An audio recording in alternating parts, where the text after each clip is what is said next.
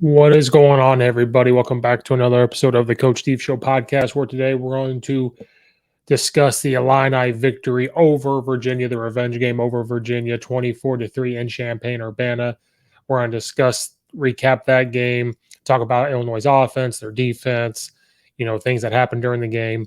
They showed some flashes of being a very, very good offense. The defense continued to do its thing. But what does the offense have to continue to do to strive and get better so that way they can continue on a upward trajectory of the offense and not fall into what we did last year and kind of hit a plateau and just kind of stay even. So we're going to talk about the Illinois versus Virginia game on today's episode. Make sure you hit the like button, subscribe button on the YouTube channel right there. There's the name, the Coach Steve Show on YouTube. Hit the like, subscribe button. On Twitter, you can follow me at Coach_Steve72. It's right there. Follow me there. Send me a message to be on the podcast. I'm in the works. I'm going to probably start having either live recordings again or just podcast recordings, and not necessarily be live, but put out there that people can call in and have that all set up. Put out there what I'm going to talk about, have people call in. So we're going to test that out at some point, possibly, depending on my schedule. So make sure you're following me at Twitter to find out that information.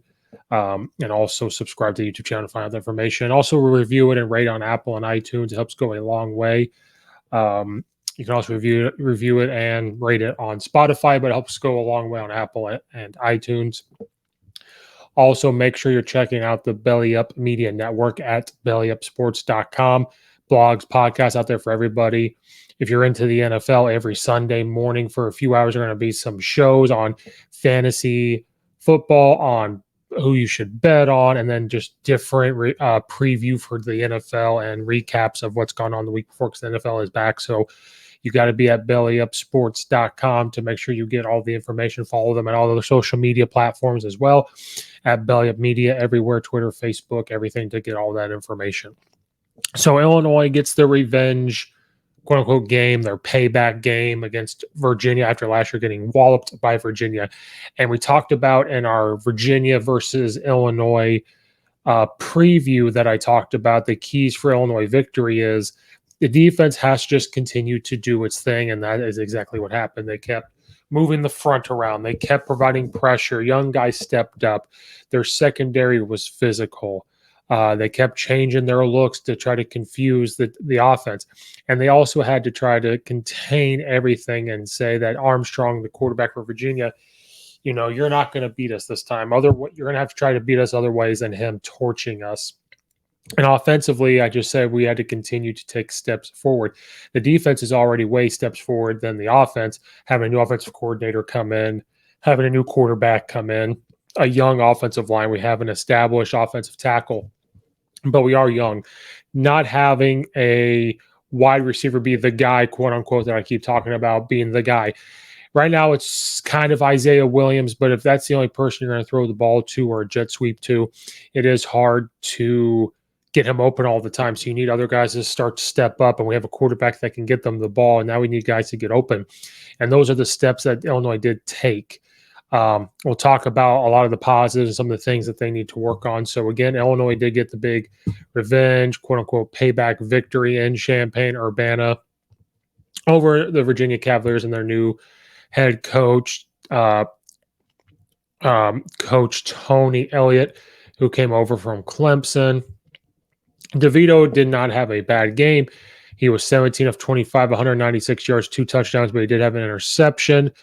They contained Brennan Armstrong compared to last year. He was 13 of 32, 180 yards, and he had 2 interceptions.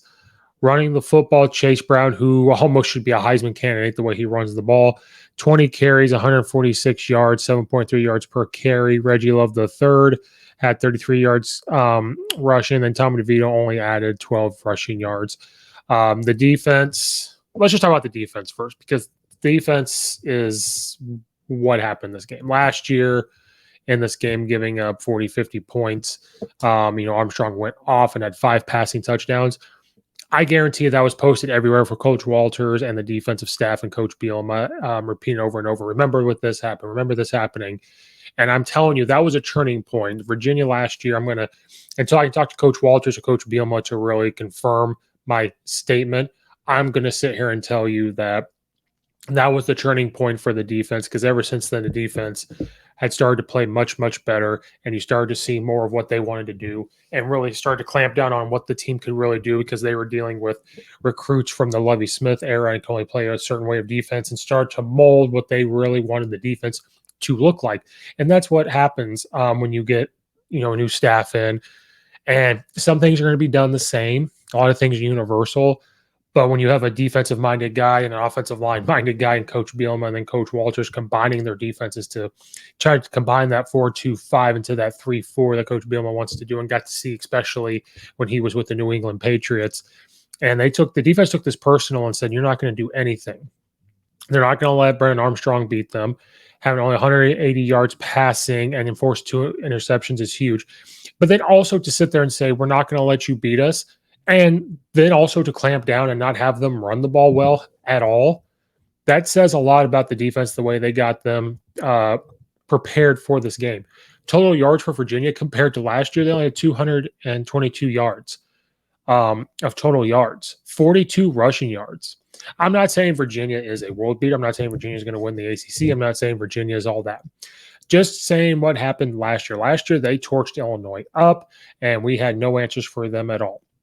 This year, the way they game plan, the way they had everything set up, this is what happens when a defense starts to feel very confident and can play loose and starts to buy into what's going on.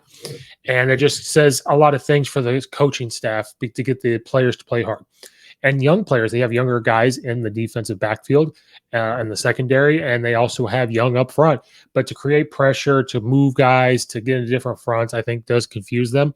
And I also think Virginia trying to learn a new offense, the way they run it at Clemson, bringing that over, had something to do with it. I think this could have been, I'm not saying Coach Elliott's not a bad coach at all. We've seen what he can do as an offensive mind. But I think if Virginia had the same coaching staff as last year, this could have been maybe a closer game, maybe. But Illinois was mad. Their defense was playing mad.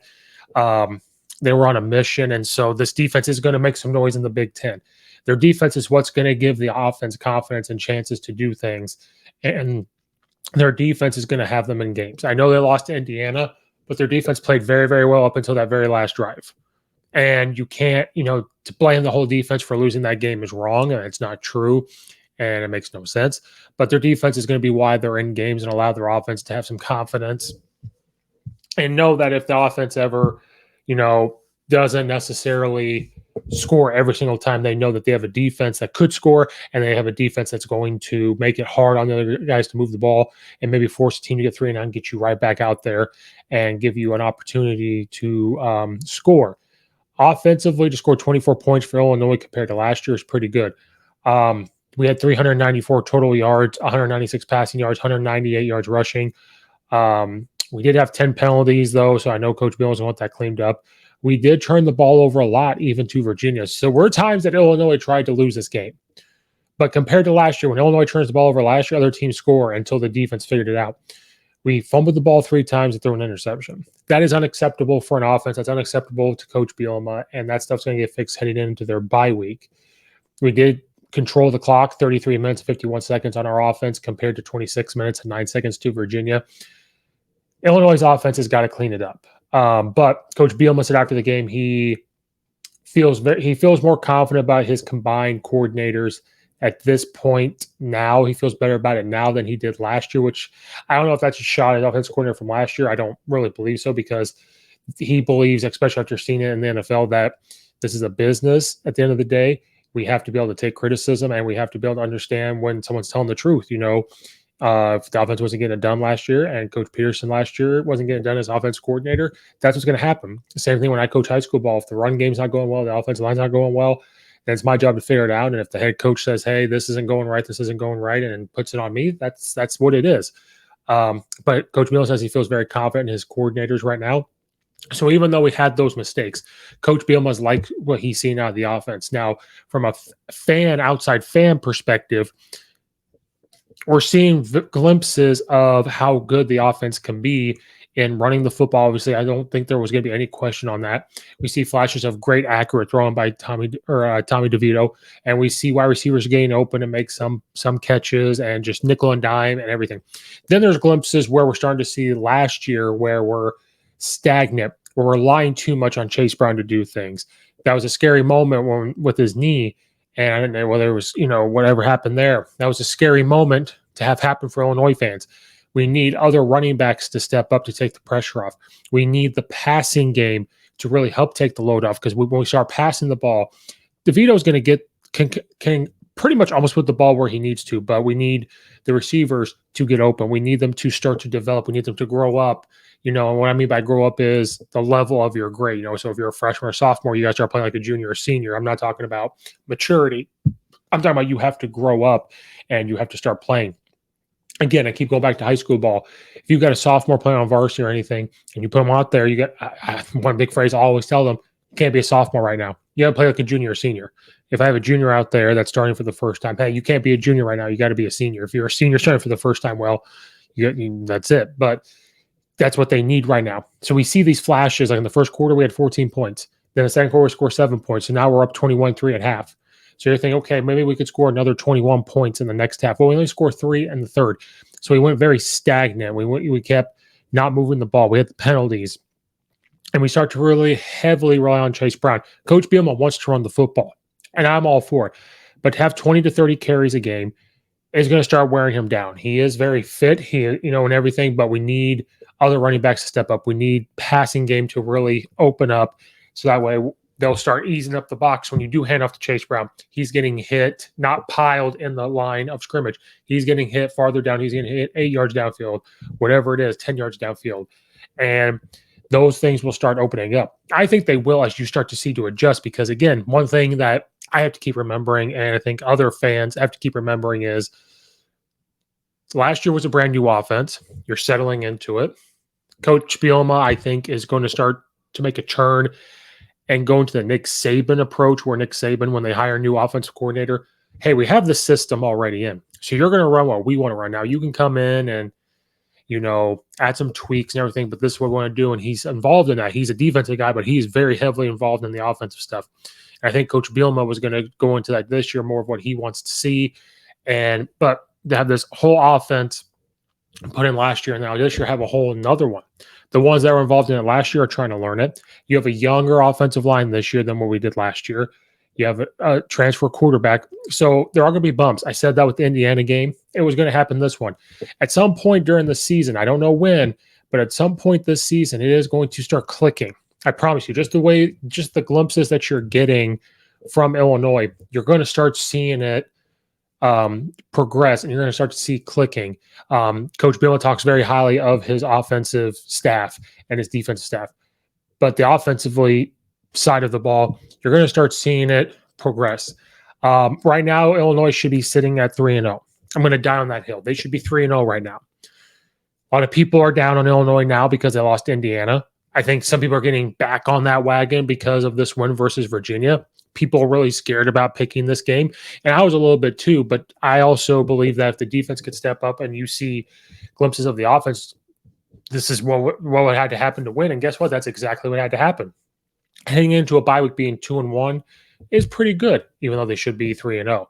Down that hill, they should be 3-0 right now. But watching the way the rest of the Big Ten is playing, there is still that window of opportunity to get Illinois to a bowl game, to hopefully beat Chattanooga. The way Iowa's been playing, hopefully you could compete there. I firmly believe Illinois can compete with Minnesota. We're going to talk about what happened with Nebraska later on in another episode. You have the opportunity to win there. And then out of the rest of the meat grinder, Purdue and Northwestern. So there are opportunities there for us, even though we should be 3-0 right now, to where there's less, a little bit more margin for quote-unquote error, rather than now that we're 2-1, there's less margin for error to try to get them to a bowl game. But you're seeing glimpses of how the offense is clicking. Hopefully they can continue to do that. The defense is going to do its thing. But you're starting to see little glimpses of the offense get a little bit better. Receiving, Pat Bryant had 60 yards receiving. Chase, I always say his name wrong, 43 yards receiving. Casey Washington, 24 yards receiving. Luke Ford with 4 catches and 20 yards. Luke Ford as a tight end is going to have to step up. They contained Isaiah Williams a little bit there with 3 catches for 19 yards. So again, there's the run game is where they're making their money. Nickel and diming is where they're making their money, and they're relying on explosive plays, quote unquote, that might be more than 15, 20 yards down the field to score. But to have those start to open up is great to see. But we can't have the turnovers. You have those turnovers against the Big Ten. It's not going to go well. And I think we got to see more than this receiver having 2 catches, this receiver having 2 catches, 17 total catches. You need to start seeing that to be 25, 28, 30 catches. Also giving Chase Brown the ball because they would just open those up. But if we start giving some of these receivers or they start getting some confidence because we're giving them the ball, we're doing everything to get them open, continuing the jet sweeps and everything like that, the offense slowly starting to settle in and open up. It's going to help with Illinois. But that's what we start to see. Virginia, did not know how to handle Illinois' defense, which is saying a lot, coming from a Lovie Smith era where he is a defensive guy and people still figured out the Illinois defense. To have Coach Walters come in and do it is just fantastic. So Illinois gets that big win, 24-3 over Virginia, that payback, quote unquote, revenge game from last year when we got, spanked and embarrassed in front of everybody. So now we're sitting at 2-1. It's in a great spot. Should be 3-0, even in a better spot, but we are 2-1. That's fantastic. They are heading into their bye weeks, so there won't be an Illinois versus Chattanooga preview this week. That'll be next week when we start seeing any guys, if there's anybody out, injury report, all that stuff, and listen to Coach Beal talk about the game and everything. So they get the win, 2-1, feeling great. So then we get a bye week from Illinois this week. Thank you guys again for watching or listening. Make sure you follow me at Coach_Steve72 on Twitter for updates about the call-in and getting podcast information, all that. And then please like and subscribe on the YouTube channel, the Coach Steve Show YouTube channel. Follow it and rate it on Apple and iTunes. All that good stuff helps go a long way for the show. Check out all the affiliates in the description below. Leave a comment in the comment section down below as well. Thank you guys again for watching and or listening. We will see you next time.